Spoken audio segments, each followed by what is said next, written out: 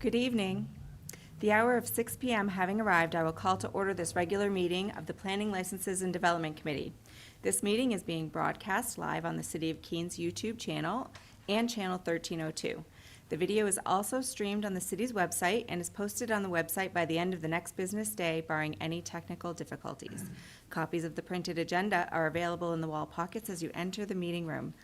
I just have to say, I feel like an airline attendant as I read through this. The public and other city councilors will be recognized to ask questions and comment on the agenda items under discussion.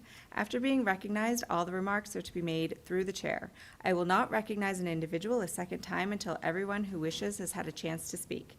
Anyone who wishes to address the committee is asked to go to one of the microphones in the room and identify themselves by their name and address prior to speaking. Written comments from the public will be accepted at the clerk's office until Tuesday at 1 p.m. I will now call to order this regular meeting of the Planning, Licenses, and Development Committee and declare a quorum present. The minute taker is participating remotely this evening. Committee members, please be sure to turn your microphones on when speaking.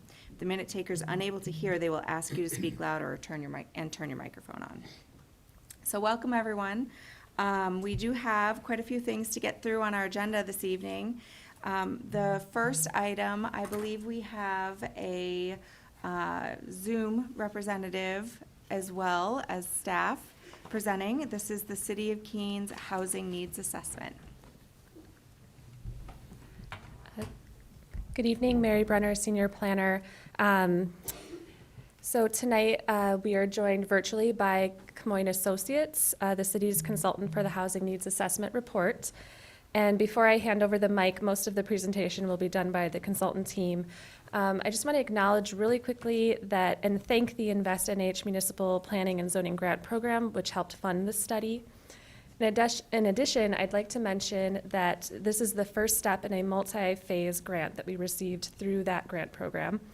And following the completion of this report, staff began exploring different ideas and options for phase 3 of this grant, which is for regulatory development, and we'll talk more about that really briefly after the presentation. So with that, I'd like to hand it over to the Camoin team, which includes Dan Stevens, Jordan Bogie, and Alex Tranmer. And they're going to be going over sort of the report's key findings, the public engagement that was done, as well as the recommended strategies. Great, thank you. Well, thank you very much for the introduction. It's nice to join you all this evening virtually. Thanks for the opportunity to discuss the study. I am going to see if I can share my screen. You can bear with me for just a moment.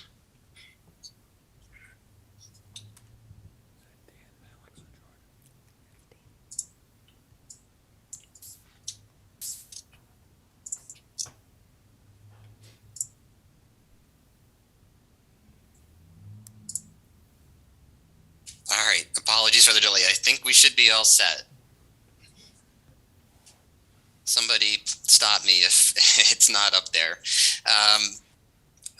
But as Mary mentioned, tonight we want to briefly walk you through what we did as part of the study, what the process was, the input we received, talk a little bit about the key findings, and share with you some of the recommendations coming out of all that research and analysis.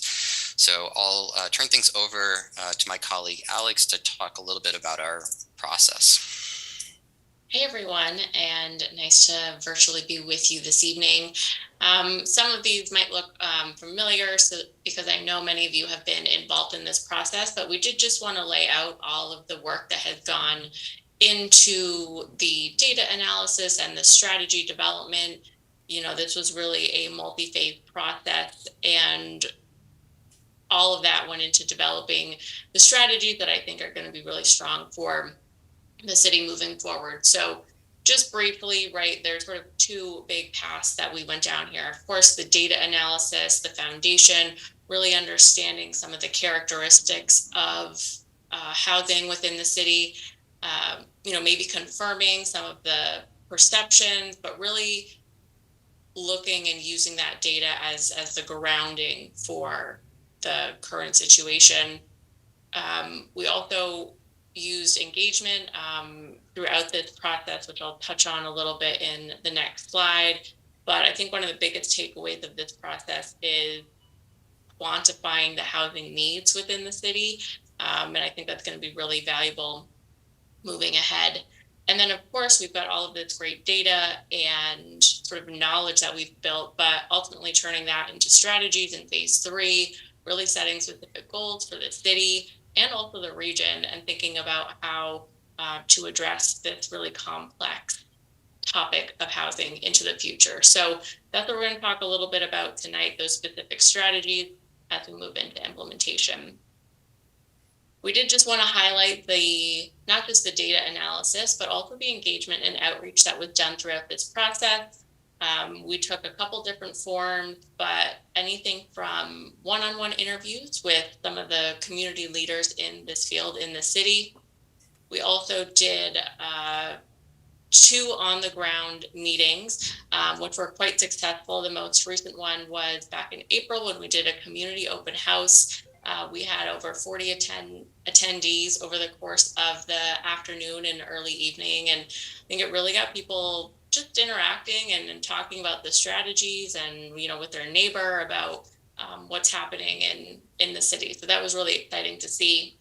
We also did a community survey that had over 350 responses, which is very impressive. And so all of those aspects went into the strategy development in addition to the data work as well. Jordan, I think you're going to take us through some of the data analysis now and get into the numbers. Yeah, absolutely. Thanks, Alex. So some of these slides might look a little bit familiar. We've discussed some of these with folks in the city before, but we really wanted to highlight some of the key findings we found around the quantitative side of the analysis. And some of the big findings that came out of this process around affordability are that the typical Keene household cannot afford a typical home price. And so if you think about the median household, so the average household in the community, that household would require an income of, $18,000 more to afford a median priced home. And so, you're looking at really the difference between the price of a home that's affordable to a median income household and the median price of a home in Keene is around $63,000. And so that's kind of pointing to this idea that local wages are not really in alignment with the current housing prices in the community. Now, rental rates are somewhat more affordable, but still out of reach for many. And the hourly wage that a median renter would need to afford a typical rental unit on average in the city is $21 an hour, which is beyond what many folks are making. And so then when we kind of get into, okay, how many housing units or housing, I should say, not units, but housing interventions are needed. And we come up with between 4,200 and 4,500 or so new housing arrangements over the next decade. Now, this is not necessarily new units, but this is interventions that could take the place of reducing the cost burden on households. So if wages increase, but housing costs stay the same, that would relieve the pressure on some families. If folks are able to not be displaced, if obsolete housing is replaced, if substandard housing is upgraded, those are all interventions as well that can help to address the current housing needs and those that are coming over the next decade or so. And so then if we look at future workforce housing needs in particular, we are looking at an estimation through our analysis that the city of Keene is going to need about 1,400 new housing units over the next 10 years. And that breakdown is about 600 rental units and about 800 homeowner units across the income spectrum. So that's, on average, if you were really going to address the full workforce housing needs going over the next decade, you would need to build about 140 new units per year.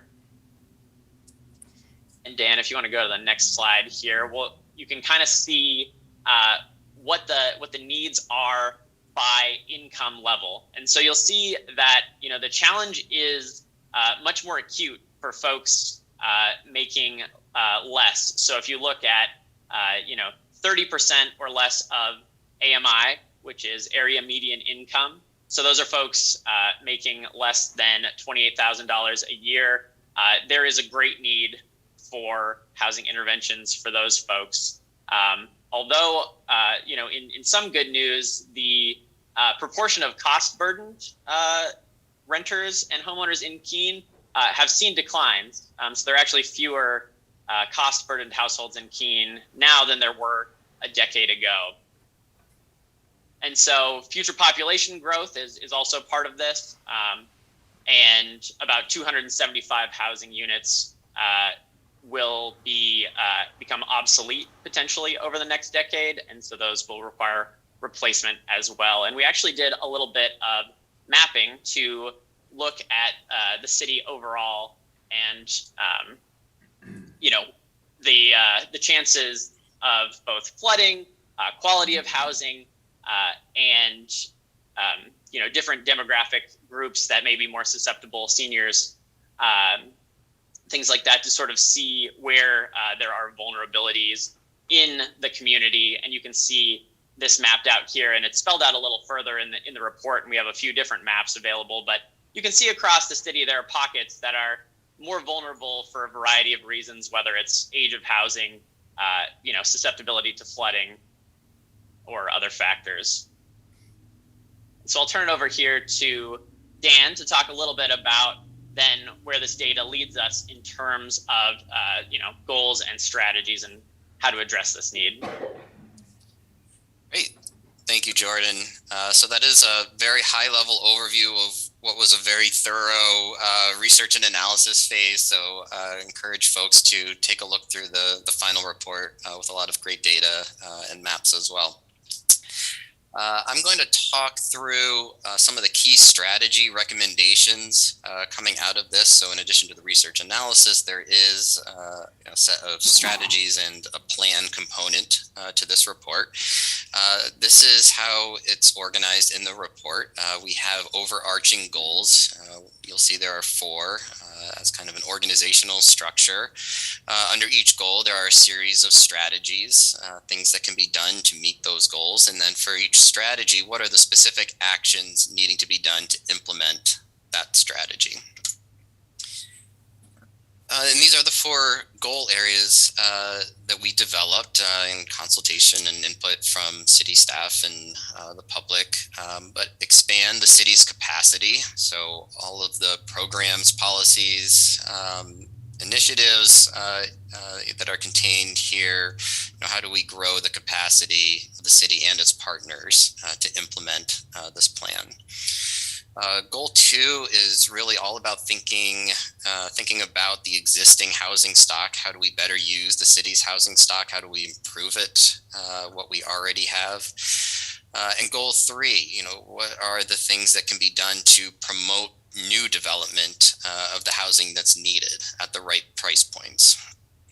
And then the 4th goal is a little bit more people focused. How do we support the residents and special population groups in meeting their housing needs?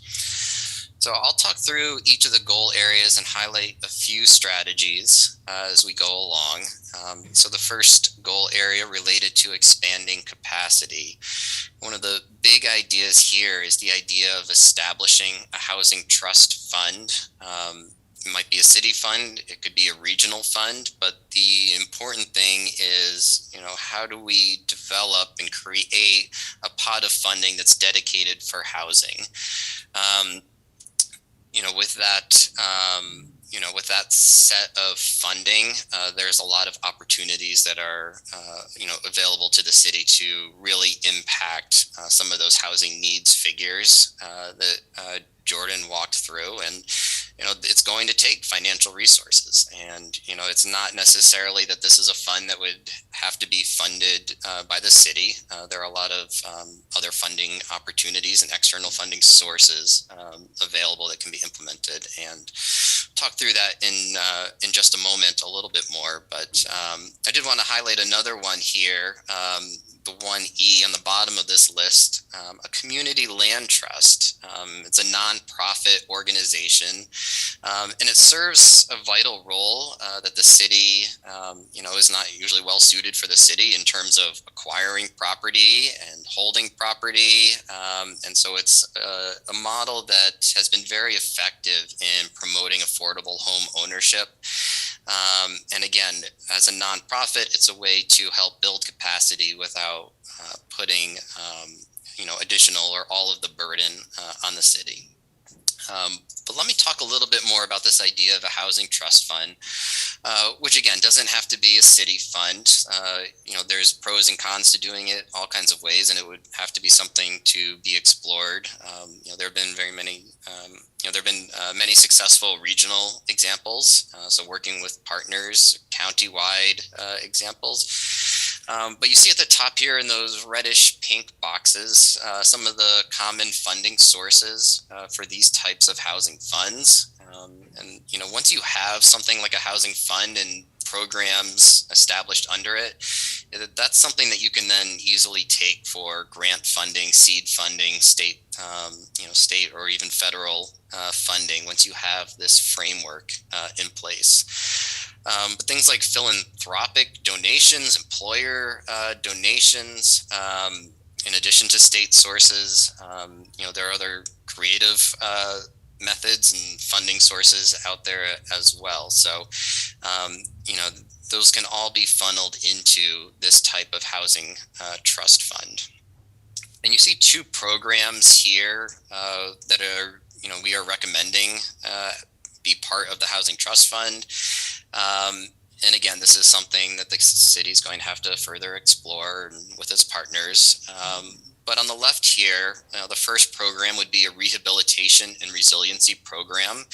And this would be financial resources assistance for existing property owners in the city or the region who would apply through a competitive process for either small grants, loans, forgivable loans, all kinds of ways that this could be set up. But, to help with things like improving the existing housing conditions, which we know a lot of properties are in need of rehabilitation. They're in need of improvements related to flood resiliency, weatherization, and all of those kind of things. On the right side would be a little bit of a different program, one that's geared more towards for-profit or nonprofit housing developers, but a program to provide assistance to create the housing that's really needed, and specifically workforce level housing, which is very difficult from a financial feasibility perspective to build housing at those price points. And so through this kind of program would be an opportunity to provide gap funding to make those kind of projects happen. But again, this is a starting point. This is a potential framework for discussion, further evaluation. But again, really, we just want to emphasize how important it is to have that dedicated funding, to have the structure in place for funding as it becomes available moving forward. With our second goal area, and this is related to improving the existing housing stock. We just talked a little bit about that first one, the housing rehabilitation and resiliency program. But another kind of more innovative idea that's out there and works well also from a cost benefit perspective, being relatively low level of investment, is the second one, a home share program. Essentially a more sophisticated and safer roommate matching program. Also typically operated by a nonprofit, not something the city would run, but could help support, help launch. And these kind of programs, so, the best example is, a senior living alone in maybe a 4-bedroom house, with 3 empty bedrooms, and maybe that's an opportunity for a young person to live with that senior, relatively reasonable rent, and can help with things around the house, and those kind of things, as just an example of what those are, what those programs are trying to do. Some other recommendations in here around, targeted infrastructure, thinking about, the properties, the housing stock that's in danger, that's vulnerable. What are some of the things that we can start to do about that? The third goal, promoting the development of a mix of housing types. So this is on the supply side, the building side, creating new housing. One of the really important things, especially in Keene, given that the city is pretty well built out, there's not a ton of really great vacant sites that are development ready, easy to build housing on. So it does take a little creativity. It takes a little searching to find those opportunities for, going back to the 140 units per year, that would be needed. Where are those units going to go? Really, the first step is to identify what those opportunity sites are. Another key thing within this goal is this 3C. The city's made a lot of progress in updating its land use regulations to promote housing. With 3C, this is an innovative approach that's being taken in a lot of places to incentivize those building housing to either build affordable or workforce housing units as part of what they're building, or instead of that, potentially contributing a fee to something like a housing trust fund. In return, it's typically some kind of a density bonus that's awarded. So something again for the city to explore moving forward here. Within the last goal area, goal 4, the people-oriented goal, one of the things that emerged from all of our conversations and research and analysis is, the city needs additional transitional housing to address the homeless population, those in need of shelter. And so there's a variety of ways that the city can support that type of housing, but it did emerge as one of the higher priority initiatives. And then 4B and 4C are somewhat related, thinking about the needs for seniors and those that are looking to downsize. How do we provide a new mix of housing, a better variety that are suited for folks that are in that stage of life, and leads to houses being opened up for families and children and so on. So that's a very quick high-level overview of the goals and strategies. And again, each strategy will have some specific actions or tactics that can be, that kind of serve as a roadmap for implementing these strategies. As Alex had mentioned, we did have an open house this past April, and one of the things that we asked folks to do when they came to that open house was to indicate what their priorities were. And so I just wanted to share some of the things that emerged from those exercises. So within each goal area, the highest priorities were the establishment of a housing trust fund, creating that housing rehabilitation and resiliency program, identifying those housing development and redevelopment opportunity sites, and supporting the transitional housing to reduce homelessness. So before we stop and take a break for any questions, let me invite Mary, if you'd like to say any words about next steps after this process. Great. Thank you, and I'll try to keep this really brief. But I did want to really briefly just talk about some of the next steps, because this report is really meant to be the starting point for future action, and we hope that it will be a useful tool for you and the rest of City Council to inform future policy making and programs. So again, after tonight, the work doesn't end. The city was fortunate to receive a Phase 3 grant from the same program that I mentioned earlier. And based on the results of this study and the proposed recommendations, we are planning to pursue a couple of different options for the next phase. The Phase 3 grant is specifically for regulatory development, so that's to either create brand new regulations or rewrite existing regulations. And we do have a good amount of funding, so we are hoping to pursue two different ideas. The first one would be an on-street parking program for neighborhoods in close proximity to the downtown. So this will help open up housing opportunities in the neighborhoods that are already zoned for those higher residential densities. And those are locations where sometimes the limiting factor really is space for on-site parking. So we felt that that was a barrier that we should at least explore. And it would allow for promoting incremental densification in those downtown neighborhoods. An example of that would be if somebody has an existing building that has 2 units in it and they want to add a third unit. They're not expanding the footprint of the structure at all, but now they have to add another 2 parking spaces. And if they don't have the space to do that, well, remaining in compliance with all the setbacks and the lot coverage requirements and all of that, now they have to go for a variance, and that's a hard argument to make. So we're trying to look at where there's barriers to that incremental, densification in those neighborhoods.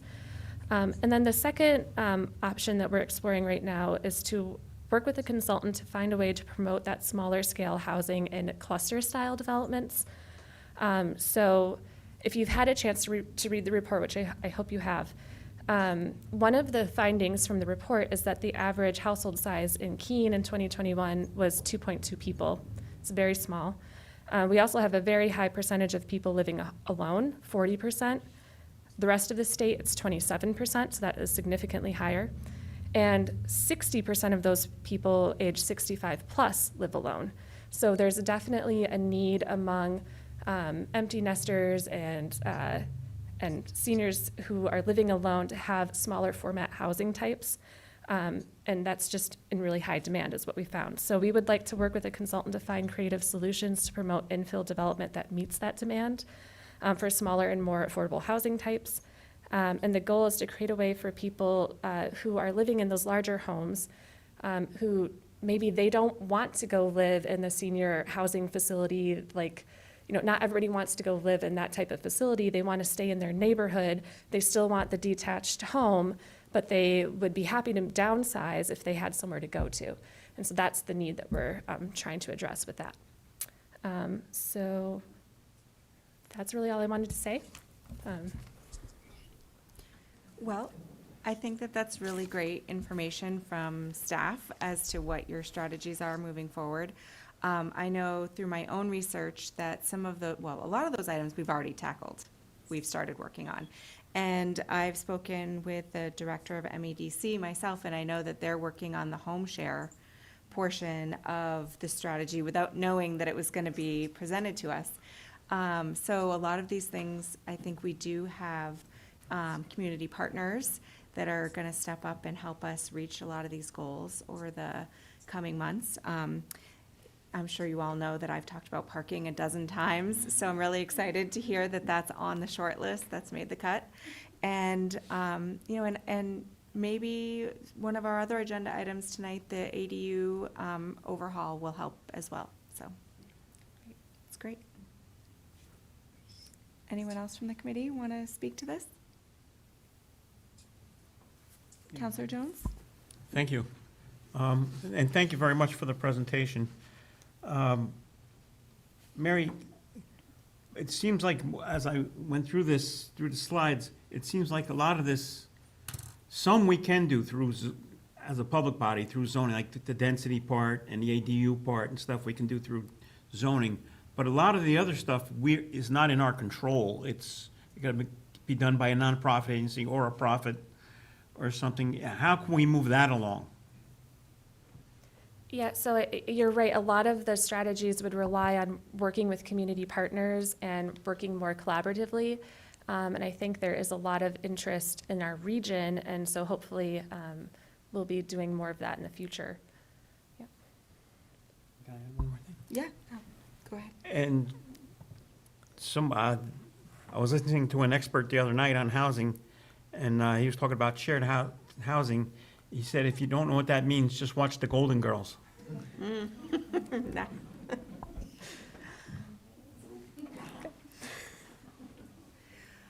Well, and I do think that one of the things that became really obvious through this study is, like you said, the opportunity that we have to create the smaller, sort of retirement-style home. I can tell you that my mother-in-law lives in the house that she raised my husband in, and she would love to have, all of her bedrooms are upstairs, and she would love to have a small house near the rail trail where she could walk. That was on one floor, but she would never go to a senior, like a long-term care facility at this age. She's way too spry and energetic for that. But there needs to be a transition, opportunities for folks, and that would open up some of these family homes to people who are looking to grow. Yep, Counselor Giacomo. Thank you, Madam Chair. This actually is a note for the city folks. Now that once this report is finalized, going on the front page, I hope, of the city's website, or at least on the news section there. So it is on our website. Oh, yeah. And we certainly could put something linking it from the front page to get some more attention. And I don't know, Rebecca, have we done any social media? I know we've done social media on the housing study itself, but I'm not sure if we've done a ton yet on the report. Our social media up to this point has been on people engaging in the process for the open houses and the surveys and that kind of thing. So I was predicting after it comes through the council to move forward with some more attention. Great. Okay. Awesome. Yeah, the reason I asked, I went on real quick because I wanted to see a zoom in of all those maps. Yeah. That's what I like. So I was poking through there, and I just ended up searching for housing, and it popped up as the first option, but it was the draft copy, and it was kind of hidden in the community development section. So I was just hoping that we could, this is a real important study, and I think a lot of people going to get some real good information out of this and really understand the scale and scope of what we're dealing with here. Yeah, and it would help people sort of tie in all of the loose ends of the work that we've been doing over the last couple of years, updating the land development code and refining some of these zoning, the zoning areas, and then what we're going to do, like you said, going forward with some of the neighborhood potential. So that all sounds great. Anyone else? Okay. Are we looking to the public to comment on this tonight? Is there anyone from the public who'd like to speak? All right, and the representatives from Des Moines, do you guys want to add anything? We'll just add our thanks again for the opportunity to work with you all. As Mary said, the hard work really starts now. So I know there's a lot of work to be done, but I think, excuse me, I think this presents, a viable roadmap, and I hope I hope that a lot of success comes from it, given all the housing needs in Keene. All right, great, thank you. So with that, I would look for a motion. Madam Chair, I move to recommend the acceptance of the report and proposed housing strategies as informational. Second? I have a motion by Counselor Johnson, a second by Counselor Giacomo. Any questions on that motion? Anyone from the public have a question? Seeing none, I would ask for a vote. All in favor? And that is unanimous. Thank you guys so much for coming tonight and presenting everything, and thank you, staff, for walking us through all of that, and we're excited to see what comes next. Speaking of next, our next item on the agenda tonight is the Keene Elm City Rotary Club and the request to use city property for the DeMar Marathon on September 24th, 2023. And we have Alan. Thank you, Welcome. Madam Chair, council members, and city staff, Alan Stroshine, 27 Salisbury Road, here for my annual request for an event permit to run the 45th running of the Clarence Tamar Marathon on September 24th, right here in Keene. Great. And do you have any updates for us, any changes or anything significant happening this year that was different from last year? No, there are no scheduled changes. We hope to revert back to pre-COVID levels of our kids program. I don't know if you have anybody listened to Danny Mitchell this morning, but our kids coordinator, Kristen Leach, was on with him trying to re-engage that. We had a big issue with COVID, obviously, in the schools. And we also had, during that same time, a significant leadership change with that program that really kind of threw us a loop last year. So we hope to return to previous levels of 1,000 to 1,000 plus kids in that program. But as far as half marathon runners and full marathon runners, we don't expect any changes on the day of the event. And jog my memory, but isn't there a senior run as well? There is our super seniors that Yes. they plowed through COVID and all. They did their own event during the COVID year we canceled that was scheduled at TED's, but we still expect 100 to 125 participants in that group. Wonderful.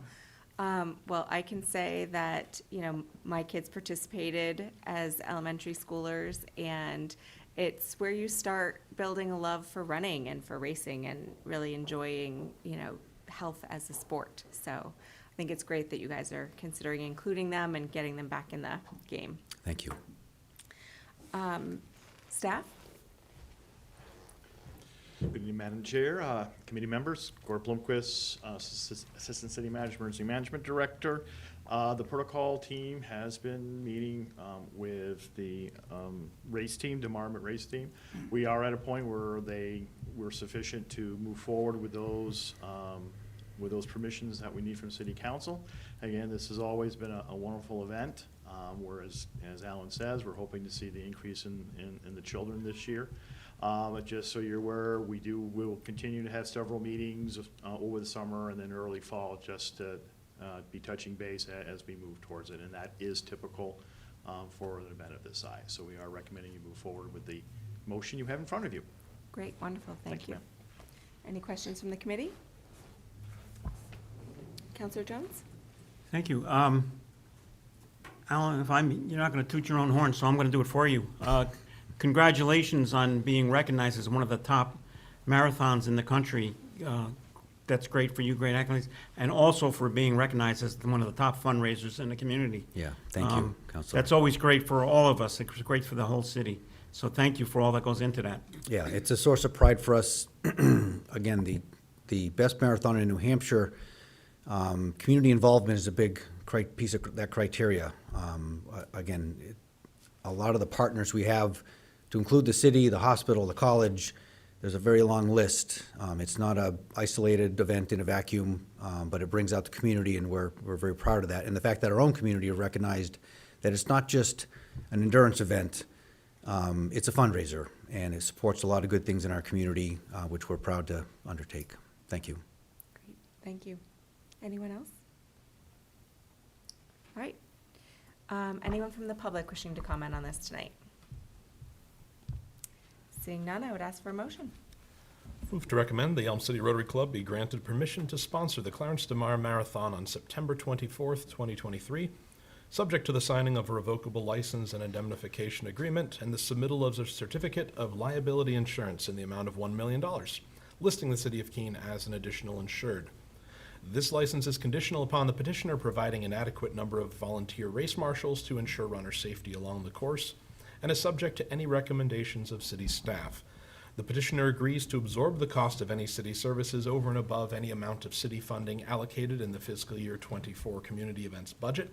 Said payment shall be made within 30 days of the date of invoicing. Second. A motion by Counselor Giacomo, second by Counselor Jones. Any questions on that motion? Anyone from the public?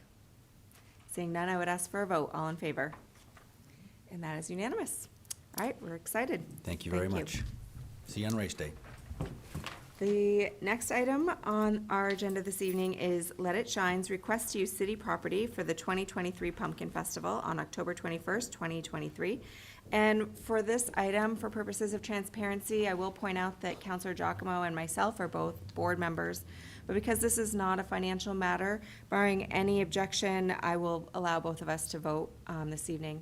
I think Counselor Giacomo is going to join us at the table up front to present.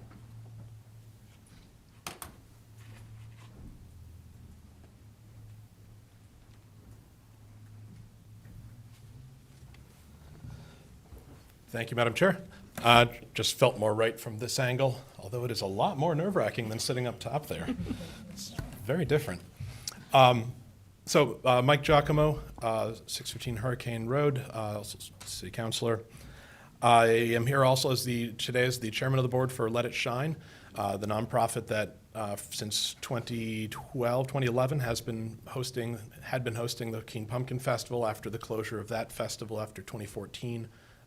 The Heart of Downtown festivals in Central Square for 3 years, and then since COVID has not been. Also ran the Gathering of the Gourds last year. So this year we have our trade name of the Keene Pumpkin Festival back, which is part of the reason why you're seeing it referred to as such back in the agenda here. We took some polls from the public last year as to how they liked the event we put on last year, a small event, mostly confined to the sidewalks in Central Square, and we got some feedback. We decided to take the top items on that feedback and transition it into a plan that we think will create a good festival this year. We have some, I did forget my phone up front, didn't I? Mm-hmm. That has my notes on it. Give me one moment, sorry.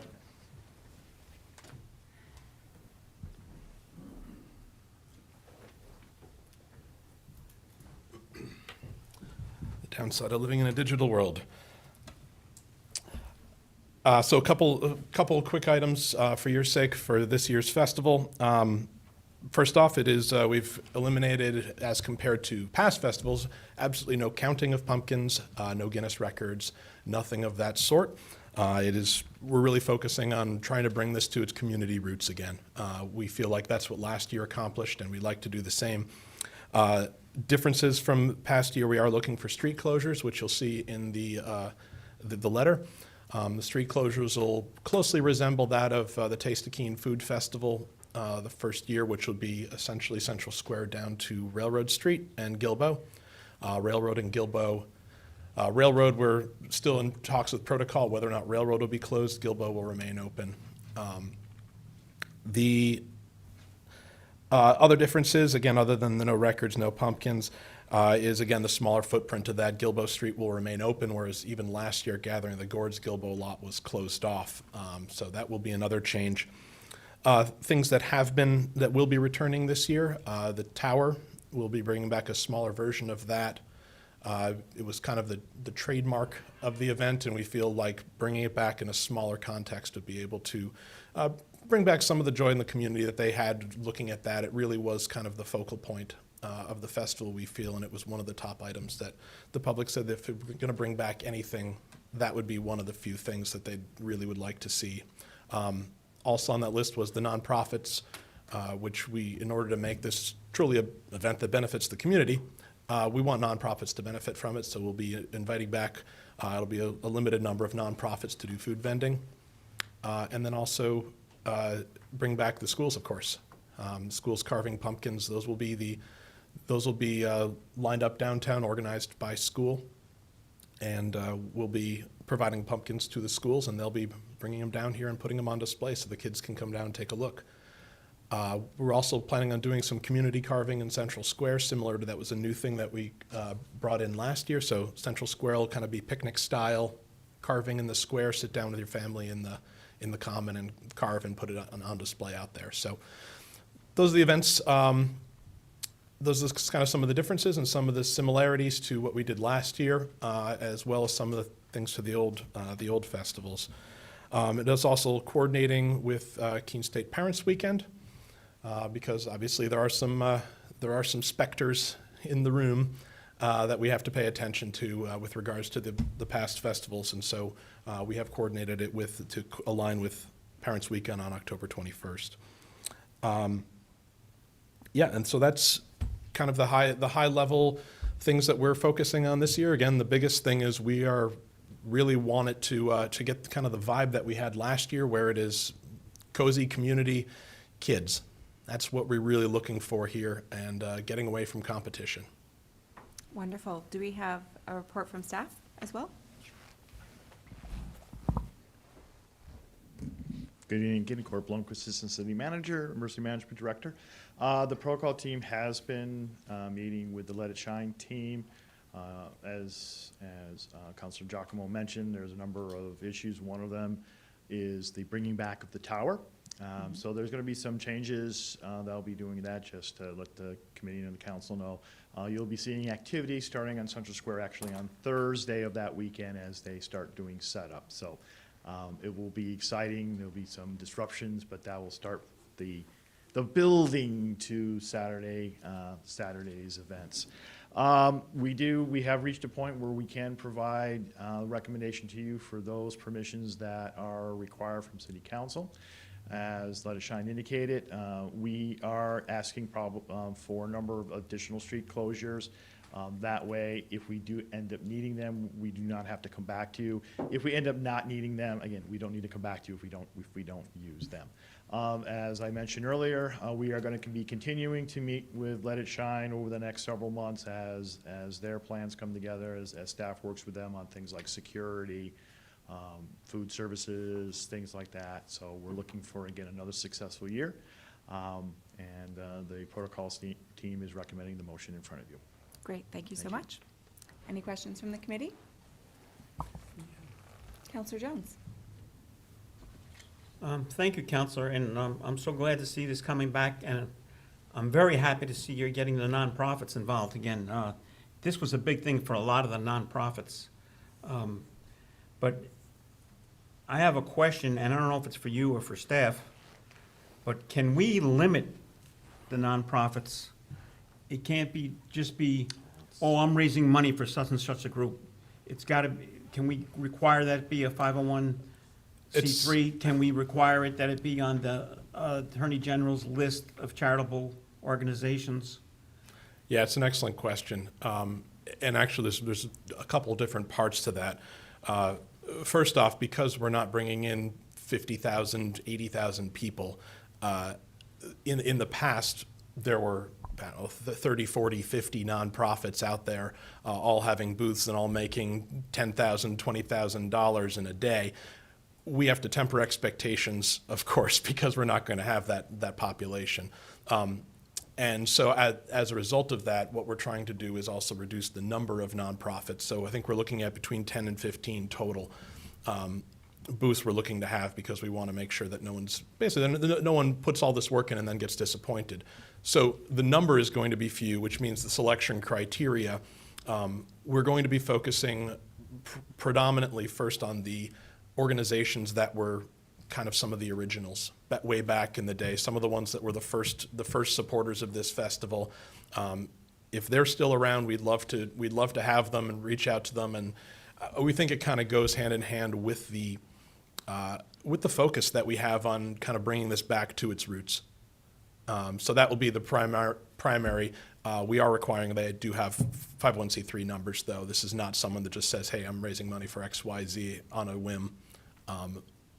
But we're going to have so many applications that we will be able to select, to be selective with it, and we're working out how to work that so that people get a fair shake in the case that we do continue this in future years. We want to make sure that maybe we rotate them through, things like that. So we haven't worked out what the future holds for that, but we know we are limiting it this year, and they will all be 501c3 organizations. All vetted, yes. Thank you, Counselor. That was a better answer than I thought. Madam Chairman, can I add to that, just for clarification for the future? Yes. The city code actually answers that question. Section 46, 1007, under street fairs and community events, really does give the authority for vendors, groups, other users within the footprint to the applicant at this Yes. point. So I appreciate the counselor's question and the counselor's response, but the answer to the question would be that the city council would not be able to make a determination as to whether they were for-profit or not-for-profit, just for future reference. So we can't require that the committee do that, but we Yes. can. Request it. Request it. Yes. And, they have acknowledged that that's something they're intending. But the organization can make that, because we have the license. If Yes, we have the organization organization has can the make that. authority, Right, but that's what I thought. Okay. our council does not. Perfect. And I would just like to add, as the person who has been reaching out to all of Cheshire County's elementary schools, that there has been, a growing excitement from all of the principals and the school staff. And I think we have about 4,000 committed students at this point who are going to be looking for pumpkins. So that's very exciting. I think the streets are going to be beautiful and lined with pumpkins this fall. Anyone else from the committee? All right, anyone from the public have something to add or question? Counselor? Well, just one comment based on what Cord had said regarding the Thursday through Sunday footprint there.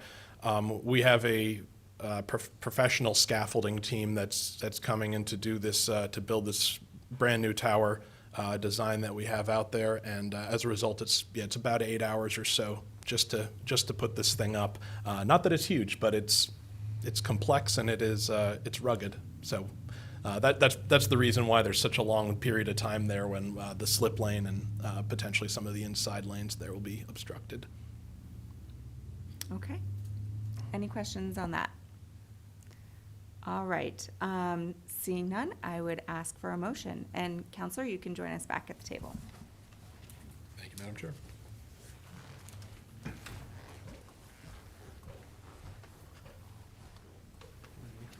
Sure.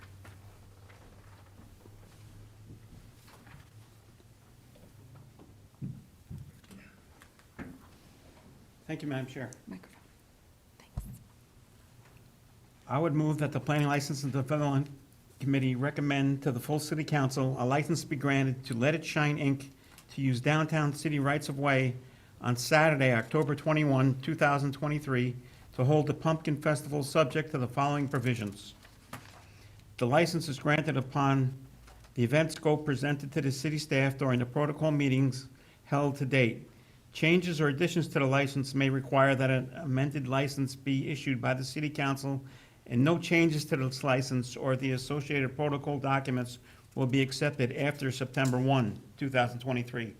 The petitioner agrees to absorb the cost of any city services over and above the amount of city funding agreed in the fiscal year 24 community events budget, and agrees to remit said payment within 30 days to the date of invoicing. The furnishing of a certificate of liability insurance in the amount of $1 million, naming the city of Keene as an additional insured. The signing of a standard revocable license and indemnification agreement and associated protocol documents. That the footprint and layout for the event shall encumber the travel portions of Central Square, Main Street, both sides from Central Square to Railroad Street and Gilboa Avenue, and a portion of Railroad Street. Road closures may include any portion of other streets needed to facilitate detour routes. The full extent of road closures and detour routes shall be agreed upon with the city staff and include any closure necessary to facilitate safety during pre-event setup and post-event cleanup activities. The petitioner is permitted to use the Railroad Square vendor spot for the pumpkin drop-off by area schools on Friday, October 20, 2023. That the actual event will be held from 2 p.m. to 7 p.m. with the same times for setup and cleanup to be established with city staff. The submittal of signed letters of permission from any private property owners for the use of their property.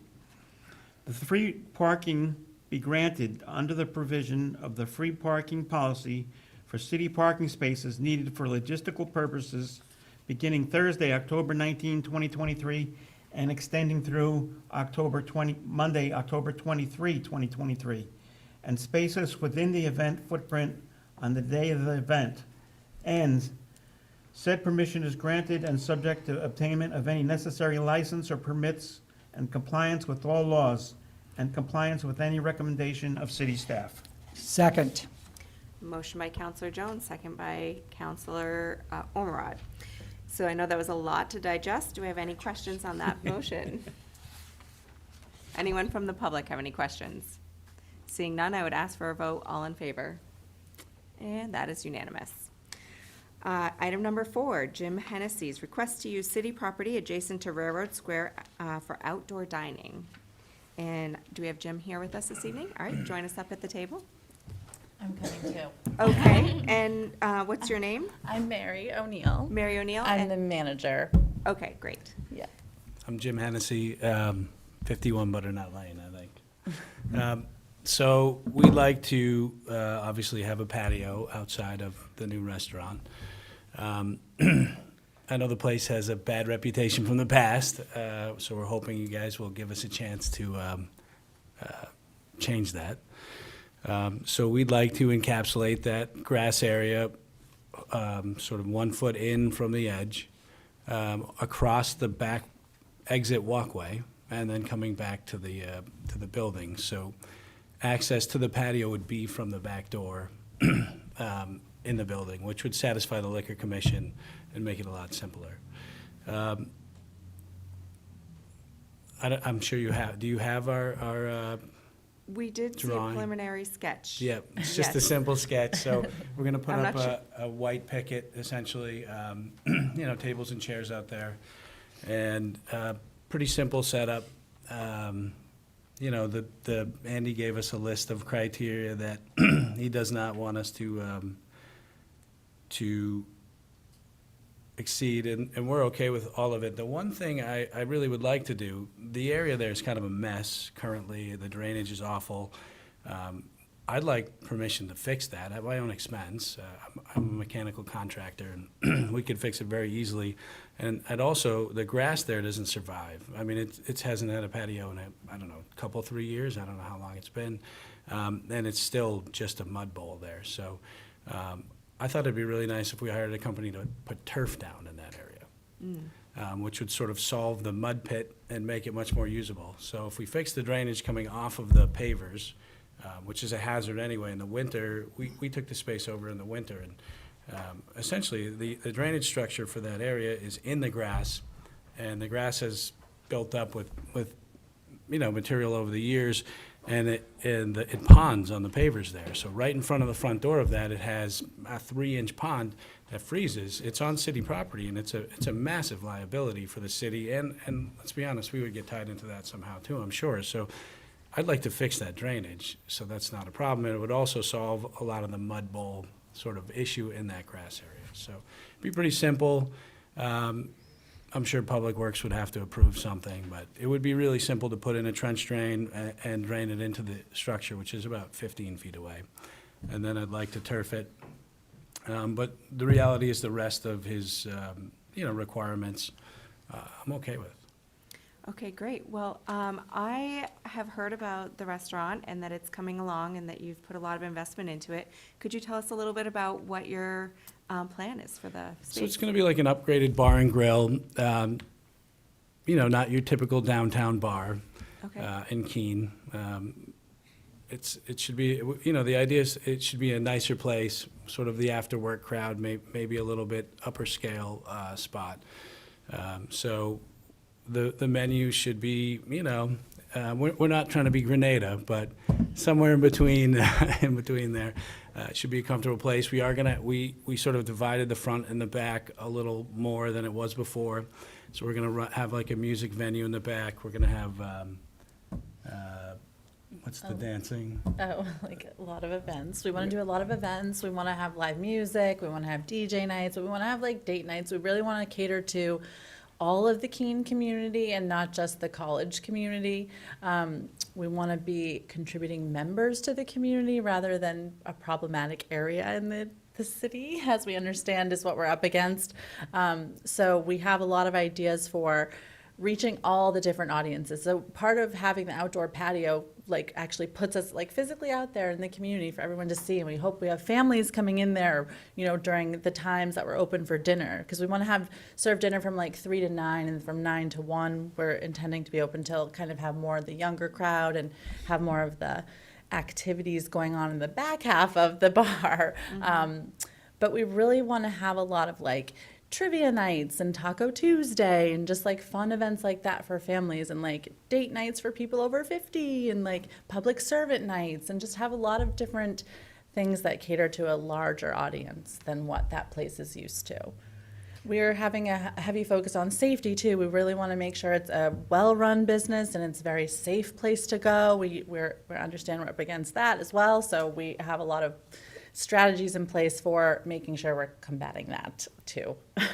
Well, it's a great location. And Yes. I think that if you, you know, set a tone for what you want, then that's what you will attract, right? Yes. So I think that if you guys have a plan that's to change the vibe a little bit, that's great. And I mean, not that what was there before wasn't successful, because I'm sure that the owners made it successful. It was hard on the neighboring community, I think. Right, yeah, so So- we don't want that at all. That's So, great.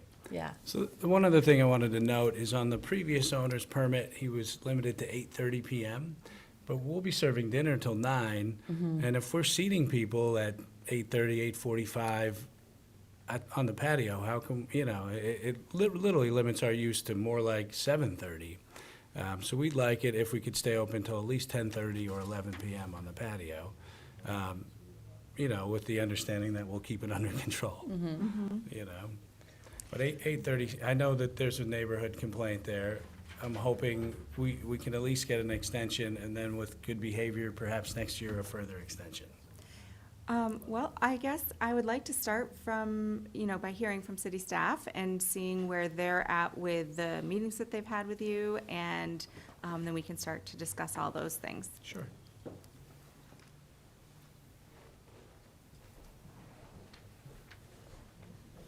Thank you, Madam Chairman, members of the committee. Andy Bohannon, Parks, Recreation, Facilities Director. So I did meet with Jim and Mary on site at the location, just to kind of review some of the concerns or what they want to do with the particular space, and kind of gave them the parameters of what has happened in the past, and you know what they might be able to do for the particular space. It's kind of confined. It's not. We put them on the parameters of a sidewalk cafe license, but it's not a sidewalk cafe. It's a use of city property license because it's not a park. It's community space, adjacent to community space. It's green space. So it's kind of like this really awkward space within the city, because if you think about, you know, that particular section is our only green space within the downtown footprint. And I know the downtown infrastructure project has been looking to figure out how to redesign that space and make it more community friendly, and certainly address the issues of the drainage that Mr. Hennessy brings forward, because that is a serious concern regardless of whether it's their use or anybody's use, the drainage in that particular area, because of the bricks.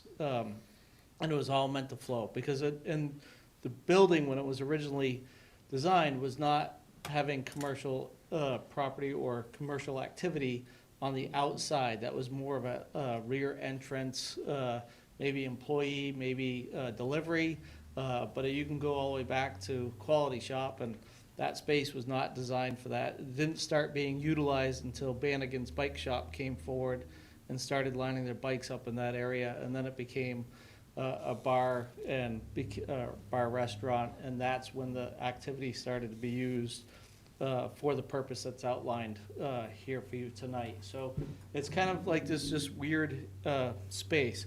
So as Mr. Hennessy asked about the times, I do know there's a city ordinance. I'm not particular on the times for that particular space, whether it's 10 o'clock or 11 o'clock. I do know that We have had considerable complaints about this particular area in general from the neighbors. You have quite a few neighbor condo associations right there that, when the bar lets out later at night, various complaints. 2 years ago, when the previous tenant came forward, we did have some information from the police department related to how many calls were related to that particular area.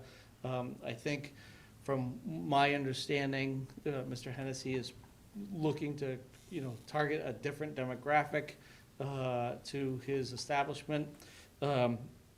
So that may or may not come into play, depends on, what happens, as you noted. So that's really kind of where we're at. And he did give us an updated footprint drawing sketch with the tables and how many people would be able to be in that particular space. That's all dictated by the code, the liquor license commissioner. And so, so far, he's certainly been willing to work with us on what we need. And I know just that drainage piece is probably the biggest issue that's kind of, I don't know if we're gonna be able to resolve it, whether it be his efforts or certainly our efforts when we redo the downtown footprint. And I think that's a concerning issue that we need to bring forward during that project. So I'd like to ask the attorney, is there any objection to the applicant doing work on that site for drainage? Well, we would want to, the motion itself, the city manager and I were just chatting about that a little bit. I mean, the motion itself does include within it language that says any alterations to the site may not be made without the prior approval of city staff. So to the extent that they wanted to do that and it was allowed, we would have to have an understanding and agreement as to how that was going to occur. Okay. Including who was going to do it, insurance, all the rest of it. But that's still a decision that the staff would have to make to allow it to happen in the first place. But it is something that if we approved this through council, the manager would have the authority yes. to negotiate? Yes. Okay, great. Any questions from the committee? Counselor Jones? While Andy's still there, can I ask a few questions? Yes. I'm looking at the map right now, and thank you for the map, that helps a lot. So it's coming out 26 feet and gonna be 60 feet long.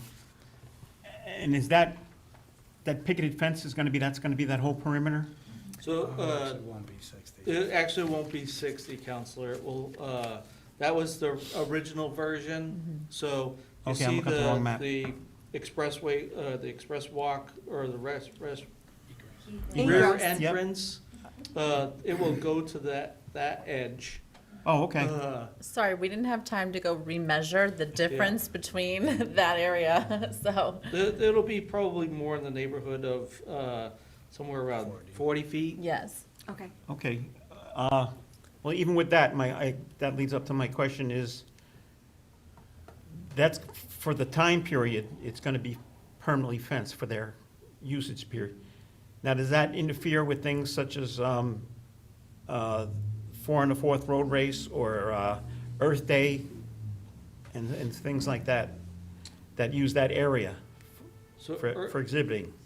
Earth Day, I am not positive related to that particular day, because I don't know when, the Sidewalk Cafe license It's usually April allows them to 20th. start when?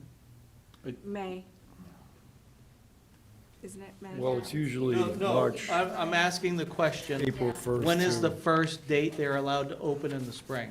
April 1st. Okay, so then it would conflict. So, so in the motion that you have, so any community event, they would need to either work with us, or depending if it's our event or the city, for that particular, so you just passed the Pumpkin Festival. Certainly, this would be impacted by by the Pumpkin Festival. Would they need to tear down and move out for that particular weekend? Or would that particular organization be able to work with them related to that space? I think that's it's one of the give and takes of that particular area. Yeah, I was also thinking of the 4 and the 4th race, which is coming up. We usually have vendors out there too. Yeah, so your vendors typically are in the paver area. Most of them, yes. Yeah, and then they may stretch down But the. sometimes we'll set up like water sprinklers on a hot day or something like that. Yeah, but that might be down, further down the pathway. Okay, and can I ask you one more question? Because I know you're familiar with this, the electric outlets that you and I were discussing a couple weeks ago. We were. Are they within that 26-foot? No. They're No, so beyond the that? electric outlets are all in the brick paver area. That answers my question. Thank you. Yep. Counselor Giacomo. Thank you, Madam Chair. Because, yeah, we have an old version of the map here without the tables and stuff. What is the number of tables that I guess that's from the old permit then? We're unchanging the number of tables from the previous permit? Correct, so it would have to meet their liquor license. Sure. So they would have a total of 9 tables. 6 of those tables have seating for 6 and 3 for 4. Okay, and so this would be, I guess we're pivoting over to here. So that would be, this is going to be predominantly a sitting down area. This is not a Yes. milling about, hanging No. out. Yes. Okay, and that was, because my first question, like the first thing that struck my eyes when I saw this was the curfew time, and rather than thinking, oh boy, that's early, my first thought was, how are they gonna get everyone out of there at 8:30? But the same question remains at 11, or 10, or any time. That's right. I'd be interested, certainly before we extend the time at all, I'd like to know what the plan is to make sure that people actually are out of that area, because, you know, if you run a restaurant, you run a bar, you guys are just absolutely to the wall all night long. Remembering to have someone go out there and corral people out of their seats and bring them inside at any time is going to be complicated, and I wouldn't want you running afoul of our noise ordinance or anything like that. Right, So, yeah. How late do we normally authorize sidewalk cafe licenses until? The noise ordinance, I will point out to the committee that, and to the planning folks in the back of the room, that there are little places in our code of ordinances that still need to catch up with the changes to the land use code. But I think even with the change that happened, this is located in the old central business district. The noise ordinance there is 11 o'clock at night. In the other areas in the city, it's 10 o'clock at night. But remember that because this is a license that's being issued, you have the ability to craft that license in the way you want it to be crafted. And I am clear about that. I'm just curious if we are restricting this location more so than other locations. Yes, we are, Okay, for prior reasons. for prior reasons. Yes.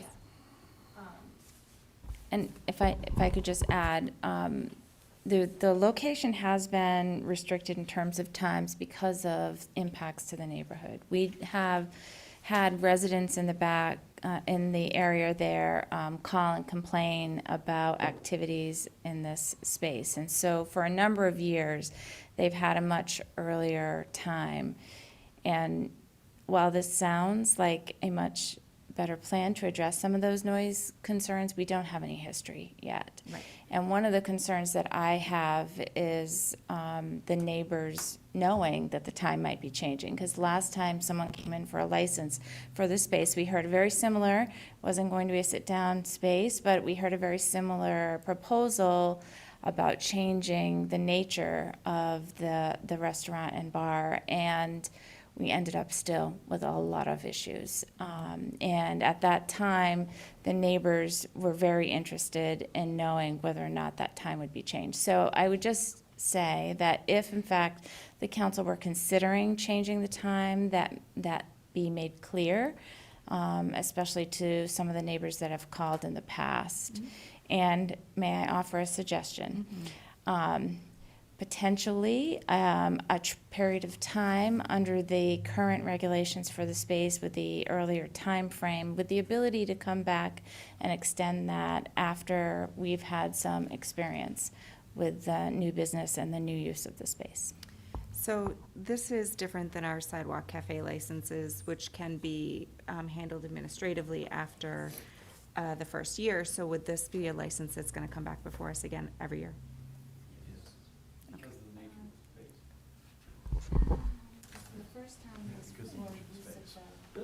because of the nature of the space, I would recommend it. At the same time, I think this is a consideration that has to be discussed through the downtown infrastructure project. When we're talking about the Gilboa Square or the Gilboa Ave Railroad Square corridor, this is part of the conversation that really needs to take place, along with all of your community events. And I know the focus has really been on the square, the central square, but it's the whole Main Street. And so I think just give that consideration some thought when you're in your next meetings and in your next discussions. Okay. Councilor Giacomo? Yeah, one other thing I was thinking about, I mean, I've read a lot of the complaints coming from neighbors over the years, and I've talked to most of the owners over, well, literally, I think every single owner that's owned that place I've had conversations with about various things over the years, and I don't know how much of the noise is let out time, people just leaving the front door. Obviously, that is the main entrance, and it is also the main exit, and people tend to exit quite late, and they've had a couple, they're going to be quite loud. So I think understanding if those complaints are actually coming from the patio area or if they're coming from just people exiting generally because those two spaces are next to each other. I think that's important to framing the future of this of this license. 8:30 is an early time to be finished with a late service dinner. In Keene, maybe not as much, but. Well, I mean, I tend to, lean toward the petitioner's request. I understand city staff's recommendations. I'm open to a period of time where you have some experience under your belt to know what you're going to get, because I think that hopefully what you're saying is accurate and that the vibe you're going for is going to attract maybe a little bit more of a mature, older crowd. I'm excited to have another place to go in downtown. But at some point, there is a reputation, and I think you're going to have to manage that. I do agree. I don't think it's the folks that are getting pushed out of the patio at 8:30 that are causing the neighbors trouble. It's the let-out crowd at midnight or 1 o'clock in the morning, and that's going to be a big responsibility of managing what that looks like for you guys. Yes. There are other bars in town that let out at that hour, and they manage it, so I'm sure it's possible. You're just going to have to be responsible about it. Yeah, we've had a heavy focus on hiring the past several weeks, and we have some really good people that I think we can rely on. We're trying really hard to create a culture amongst our staff that's very respectful and very team-oriented and very respectful of everyone around us. So I think we're headed in the right direction. Perhaps we could have it reversed. Perhaps we could try to stay open later, and then if we have some repercussions from that, we can retract. Like maybe we could be given the opportunity to prove ourselves first and not suffer from the sins of the former, if possible. And then if we don't produce what we say we will, then we could retract our. It's an interesting proposal. City manager? Well, I would add, it's more difficult and more uncomfortable, but you have the ability to revoke. So if for some reason the experience is not what we think it is going to be, you have the ability to go through a process to revoke their use of the space. Okay. And just to add to that, it could be a partial revocation too. It could be to revert back the times to another set of times if you want to do that. Again, it requires notice and hearing, as the manager said. It's not something we like to do, but it's possible. The only other comment that I'd like to make on this is just, again, for clarification and for the applicants. The motion does sweep in Chapter 46, even though this is not a sidewalk cafe license per se. And that's important because of the issues associated with downtown events, community events, and other street fairs, licensed events. Because under the chapter, we can require them to remove any obstructions at that point. And I'm sure that that's been fully explained to the applicant. Yeah, Andy mentioned it. We weren't thrilled about it, but. But it does apply, just so that you're not being targeted. It does apply to all of the businesses that have outdoor cafes during those events as well. And I think that it would be determined by the event planner whether they would allow it. So it's not necessarily a no, it couldn't happen, but would be a coordination. Counselor Ormerod, Yes, thank you. microphone, please. So I can see that we're going for the big play here of changing the character of the property and the neighborhood. And we're going along the path of a cafe-type license with the inclusion of Chapter 46 as a stepping stone. Right now, that still has the earlier times, is what we're talking about tonight. What I don't see addressed here, you mentioned it, but what I don't see addressed here is the foot traffic on the grassed area, which will turn to mud and will probably not stay level, which would have to be done fairly quickly for the space to be operational. And so I'm just wondering how we handle that, even if we do pass it as it is. So, we would work with the petitioner, with the Public Works Department, related to that infrastructure that is needed, if there needed to be some type of, license, or the patio that he's suggesting with the turf, but we would certainly work, there would have to be a license, generated for that, but we'd work with the Public Works Department to, because technically, I reserve Railroad Square, they maintain Railroad Square. So we would work with them on that front. Gotcha. Counselor Jones? I was just gonna say that, based on what the city manager said, we do have our protections. It's revocable, it's amendable, it's non-transferable, and it terms out. So we do have some protections built in. We have gone through the revocation process once many years ago, and so it's not something new. And just want to let you know, we have those tools available in our toolbox. So I guess I'd like to hear from the committee, is there consensus around extending the time frame on the current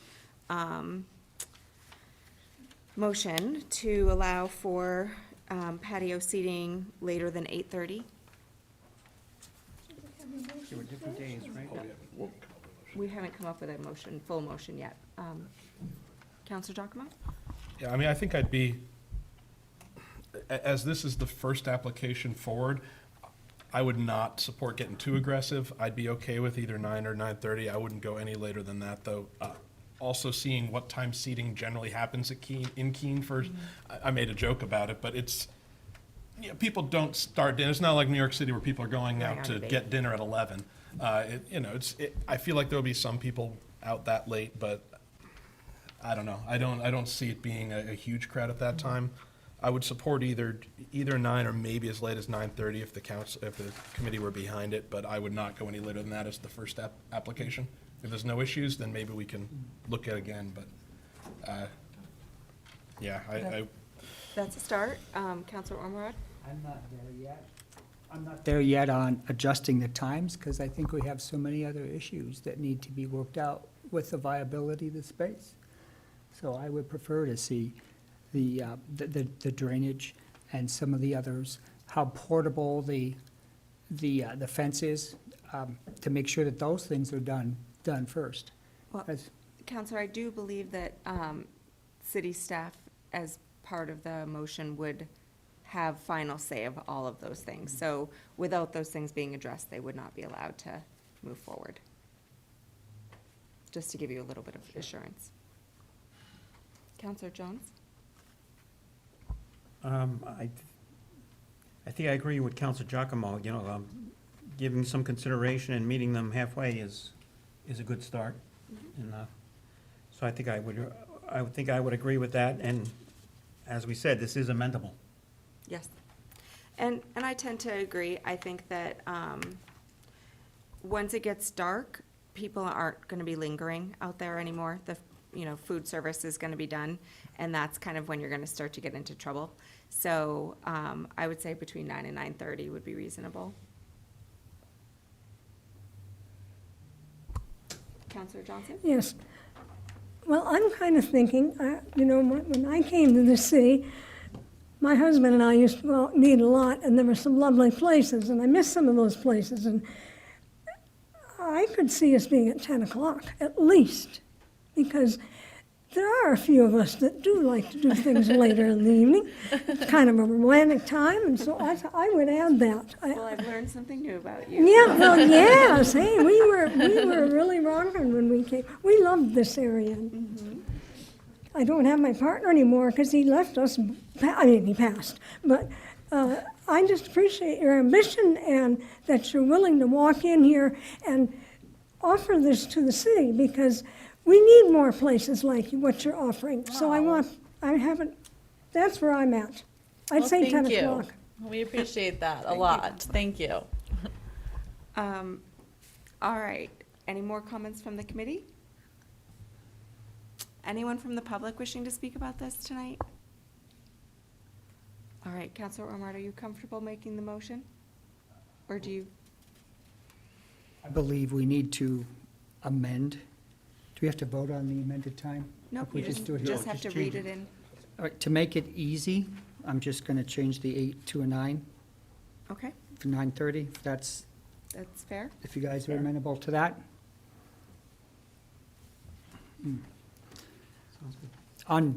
On behalf of the Planning, Licensing, and Development Committee, I move to recommend that Hennessy's Restaurant be permitted to place tables and chairs on the grass stand area immediately east of the Railroad Square pavers for the serving of food and alcohol to patrons seated in the cafe area Monday through Wednesday from 4 p.m. to 9:30 p.m.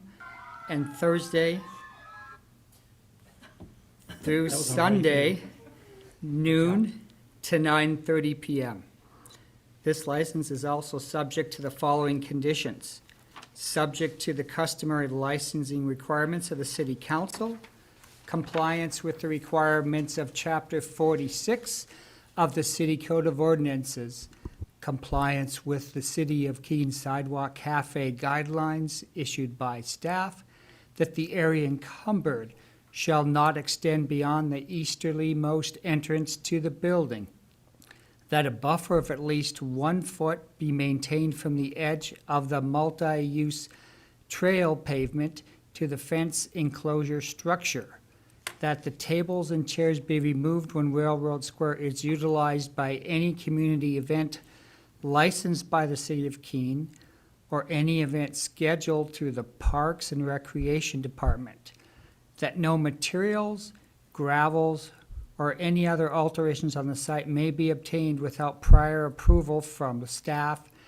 and that the property be maintained and returned to its original state at the expiration of the license, with staff reviewing the condition of the area at the end of the license to determine any needed maintenance. This license shall expire on March 1st, 2024. Second? Motion by Counselor Ormerod, second by Counselor Jones. Any questions on that motion? Do you guys have any questions? Anyone from the public? Seeing none, I would ask for a vote. All in favor? Counselor Jones, is that a hand? Yes? And that is unanimous. And I'm not sure if you're familiar with our committee council process, but the committee makes a recommendation to full council. And I know that this area has had a lot of controversy in the past. I hope that the council will adhere to our recommendation, but we'll make a final vote next Thursday. Okay, thank you for having us. Thank you, Thank you. guys. All right, our number 5 item tonight is 100 Nights Request to use city property, the dumpster on Lamson Street, and I believe we have Mindy here to speak to us this evening.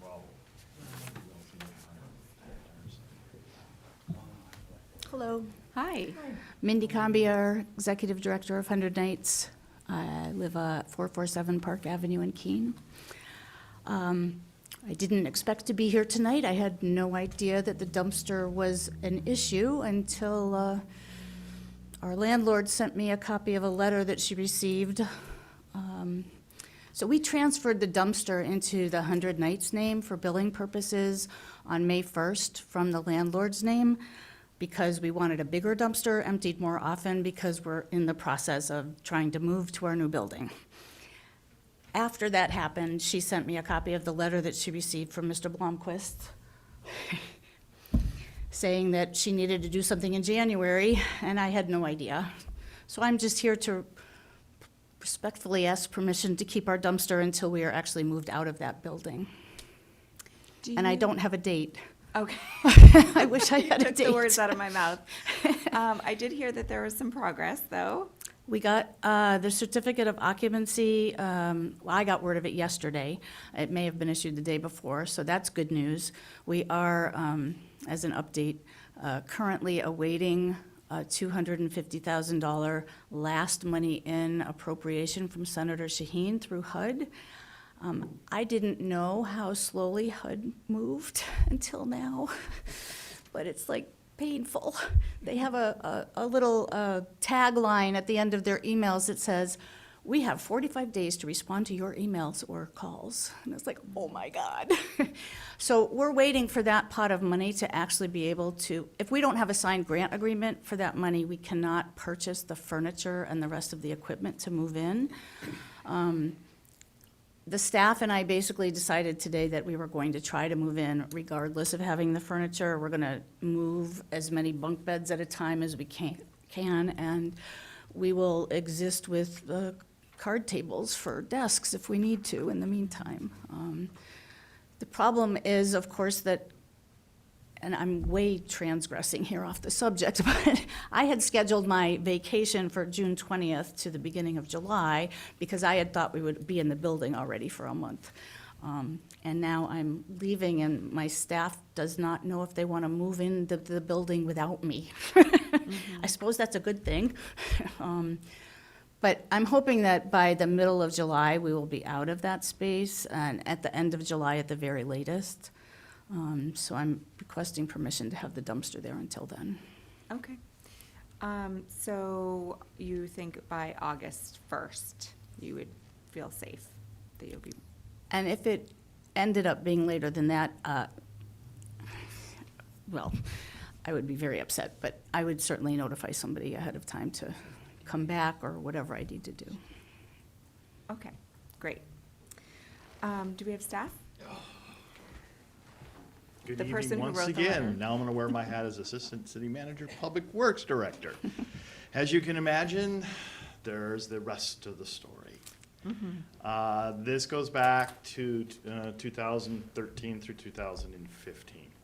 Back in 2013, there were issues identified in the downtown area of uses of the city right-of-way and city property that were occurring without permission. As you can imagine, in our more dense area, businesses, property owners thought they had owned spaces or they thought they had properties.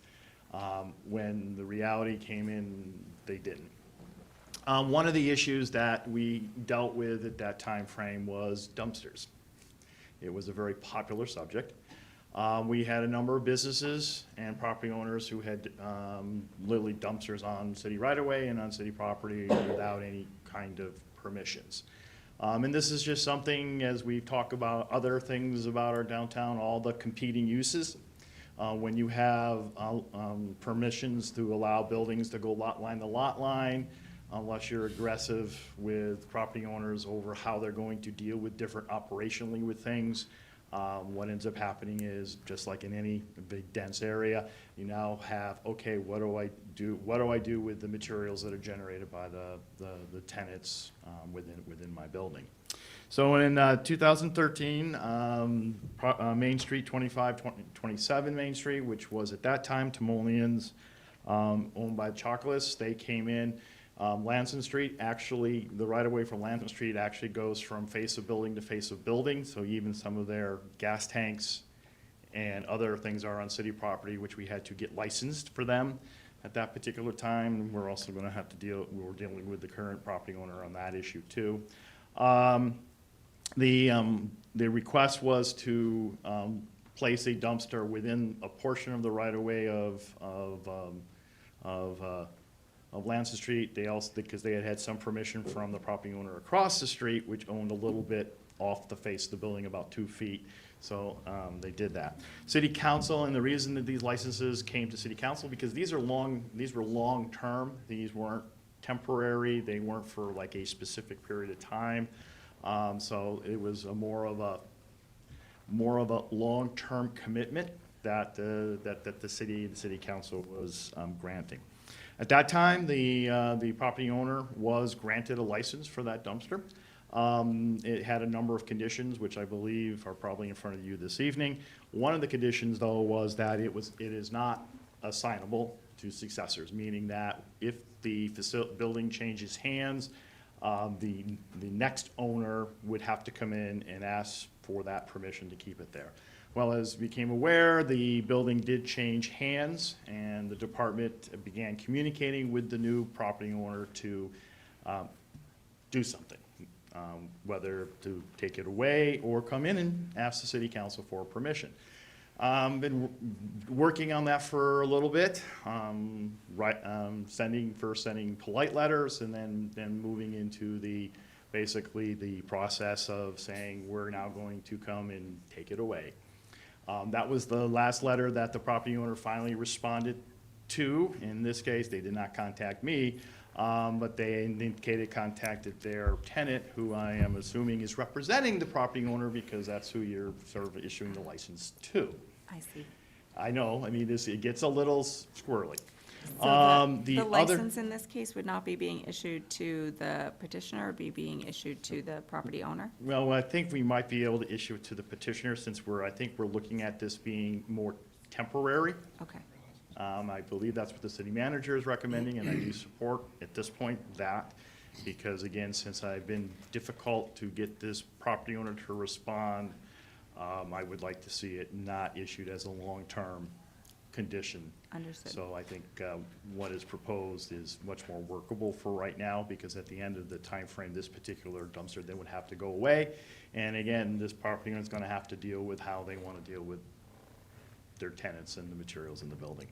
Just so you're aware, the other dumpster licenses that have been issued in the downtown include 81 Main Street, that is Margarita's.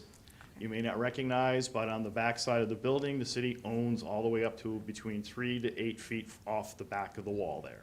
So if you go out back in the Commerce Street parking lot, you will notice they have their line of dumpsters that go around the north, basically the wing that goes from east to west. Half of those dumpsters are on city property, so they have a license to utilize that space that's there.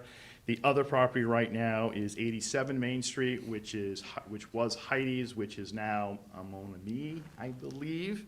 Their dumpsters are on city property, because again, they never realized that they didn't own the space that they were using for placing their dumpsters. So they also have a license right now to go ahead and do that. So I am recommending certainly the conditions that I think the city manager has identified, but I also want to make sure to make the committee aware, and then ultimately the council, that this is not the only business. We do have a number of other businesses that we currently do hold licenses for the dumpsters within the right-of-way or on city property. And as I think the Parks and Rec and Facilities Director indicated to the committee, as we continue to move forward with densification of downtown, as we move forward with all these other uses, this is one of those operational things that you probably need to be keeping in mind, is how do you want to address these other uses of the right-of-way, et cetera, to to allow for businesses and property owners to be successful with their facilities. So if I can answer any questions. So I work in that area and went outside and just looked around this afternoon.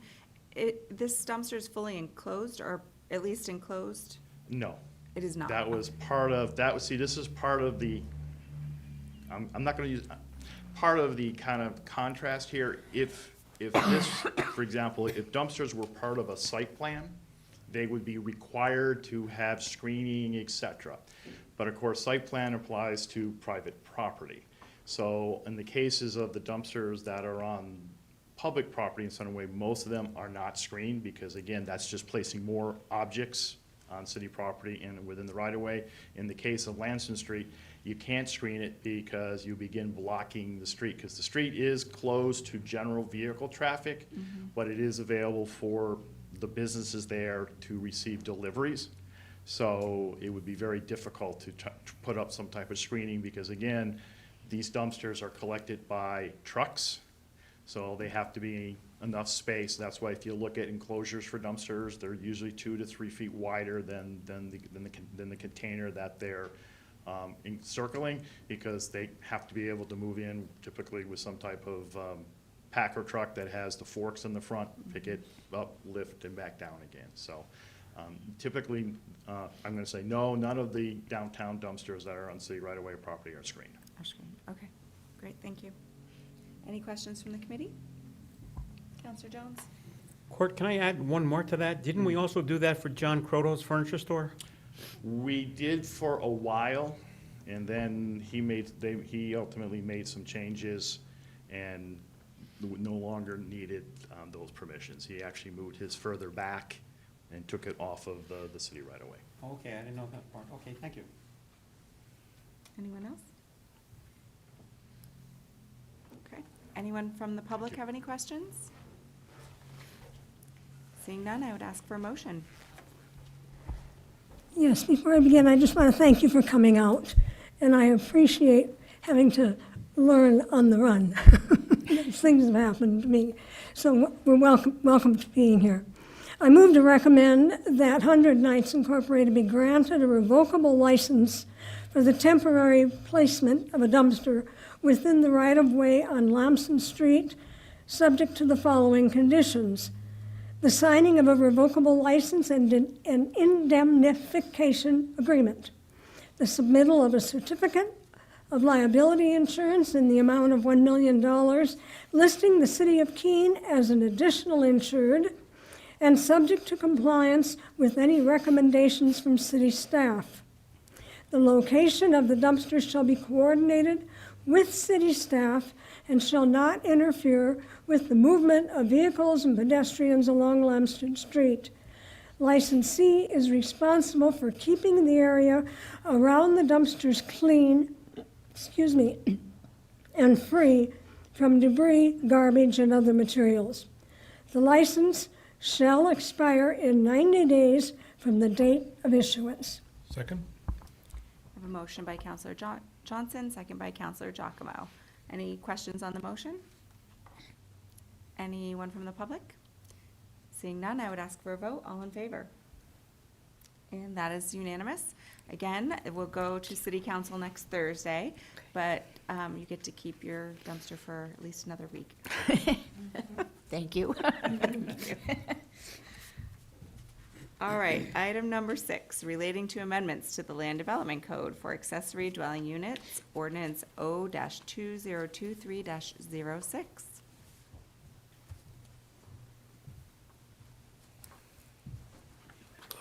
Good evening, everyone. Evan Clements, planner.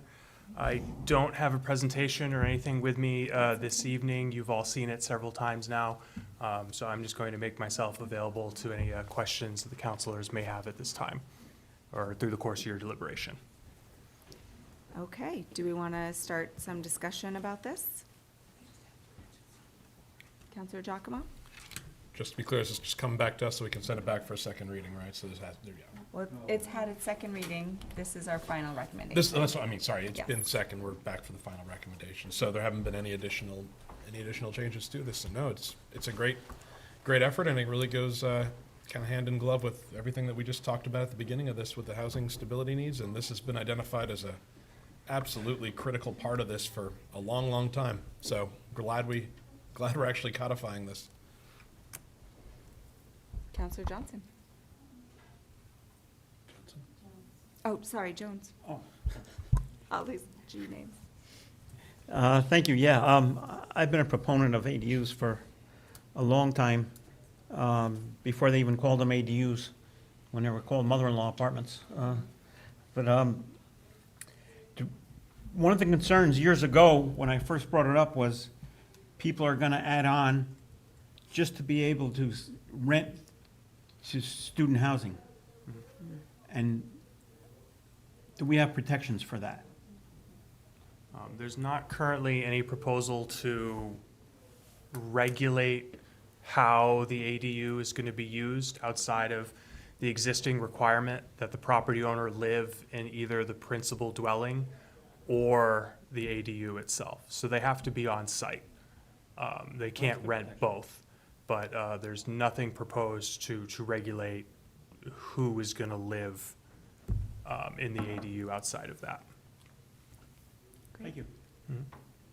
Any other questions? Yes, Councillor Johnson. Yeah, thank you very much, Councillor, for your question, because I know there have been issues in the past, and so whatever can be done to make sure that, as I heard you say, to help protect this, because, and I love the students, I taught there forever, but it can be an issue, so thank you kindly, Councillor Jones. And I do think, although in the future I would love to see Keene State thriving and have a population that they had outgrown their current housing footprint. Again, we did see for a long time that their attendance has been reduced. I think I've heard much fewer complaints, and the neighborhood even across from Keene State has really converted a lot more over into family occupied neighborhood. So I think in this climate, it's probably much less likely that these would be used as student housing. But in the future, for sure, there could be issues that come up. But right now, I think I'm pretty confident that most of these are probably going to be for regular individuals or for families that want to do a swap.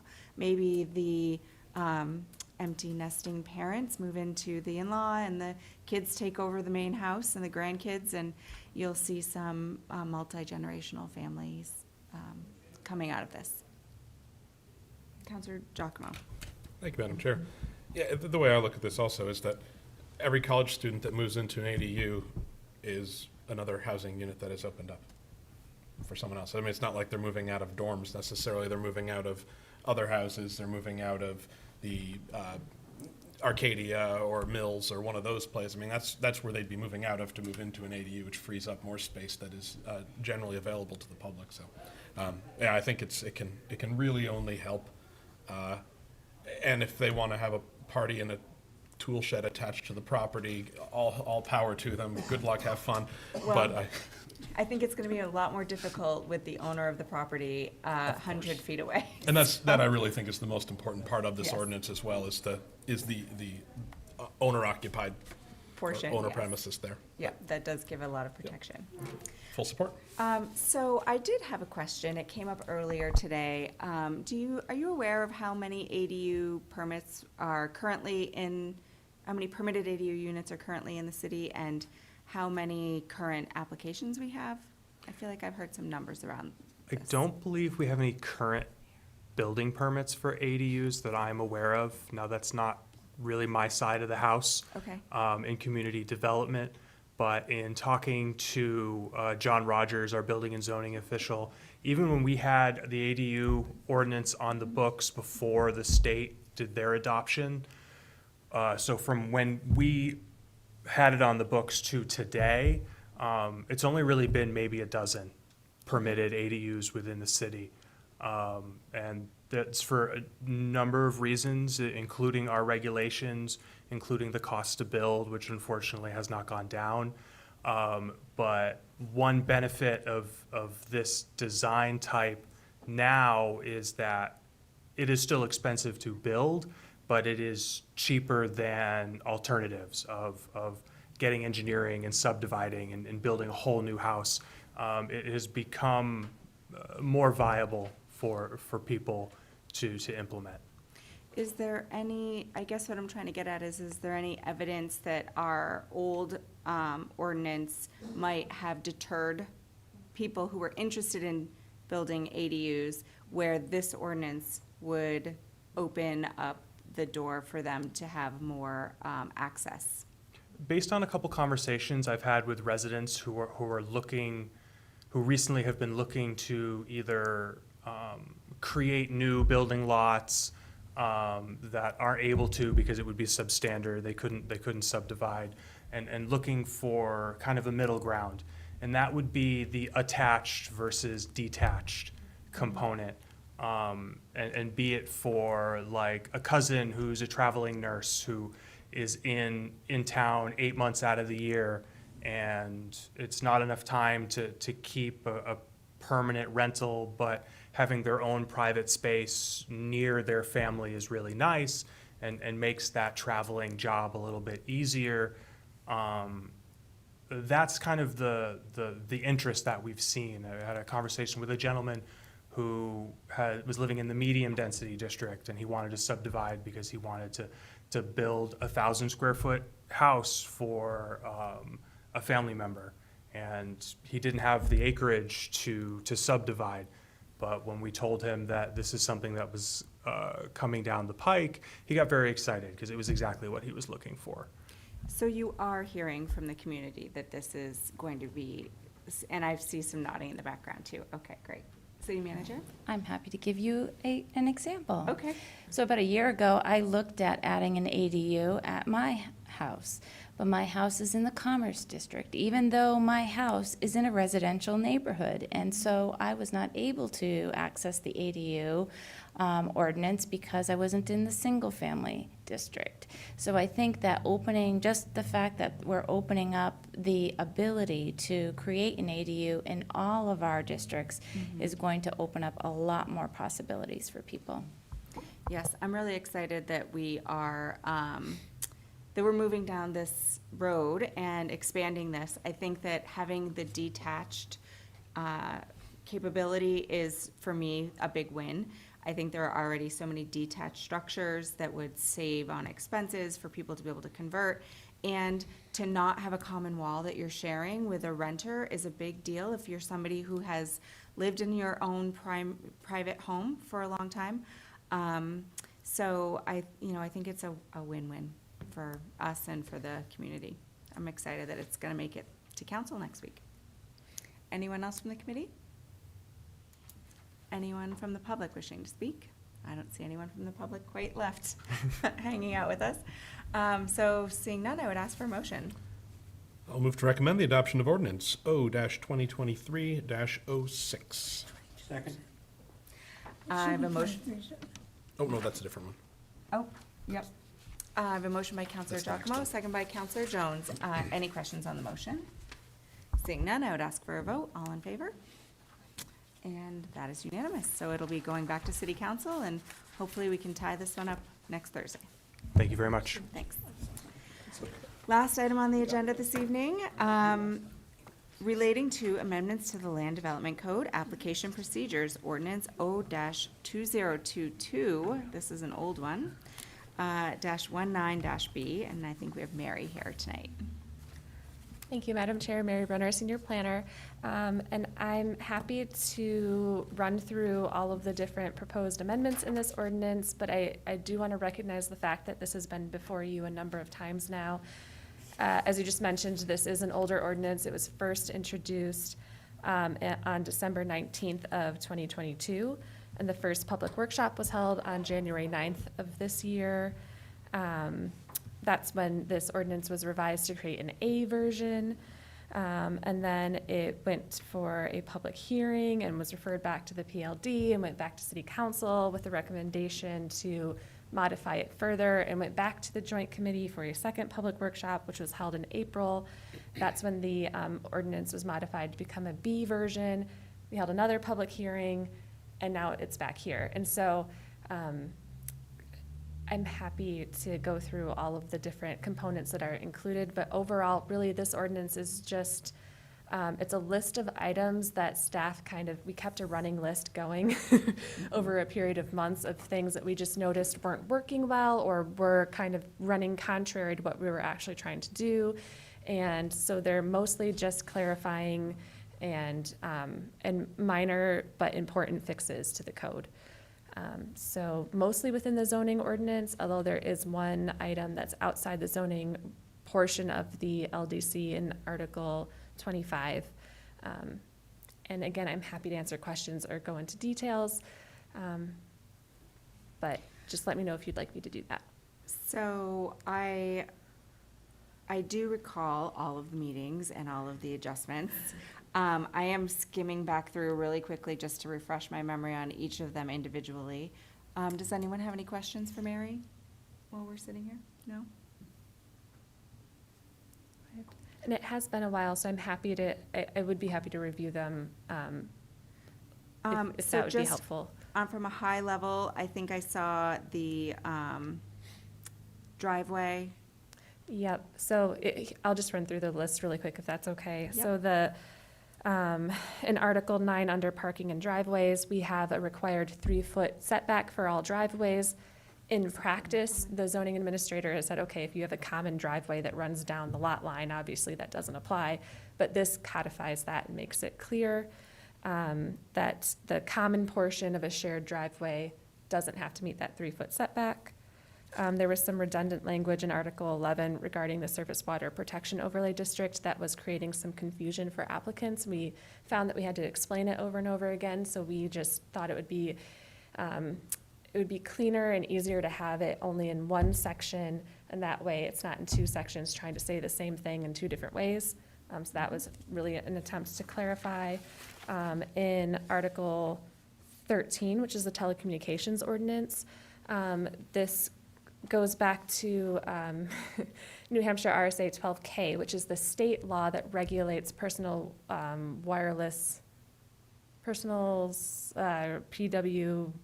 personal wireless service facilities. There we go. And that's basically the state telecommunications law, and that law came into effect after the original ordinance was adopted by the city of Keene. That law created new exemptions, and so we attempted to fix that with the LDC, and we didn't get it quite right, and we actually had a telecommunications company come through and take advantage of a loophole that we inadvertently created. So this is trying to close that loophole and make it really clear what's exempt based on the state law and what isn't exempt. So brand new telecommunications facilities are not exempt, but if there's an existing facility that's being modified, it would be exempt. Okay. Essentially. Yep.